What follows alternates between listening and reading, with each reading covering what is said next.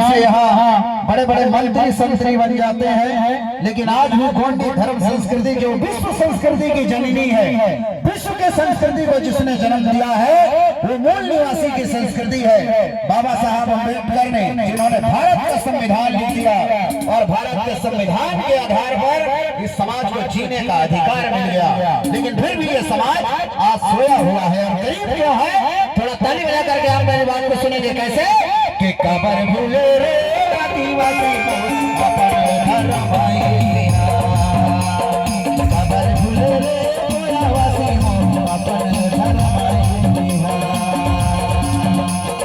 धर्म तोर पिता भाषा तोर माता, धर्म तोर पिता भाषा तोर माता, कैसे भुलाए मैं, कैसे भुलाए मैं, कबर भूले रे आदिवासी को अपन धर्म भाई, कबर भूले रे मूल निवासी को अपन धर्म भाई। एक बार सब ताली बजाकर मेरे साथ बोले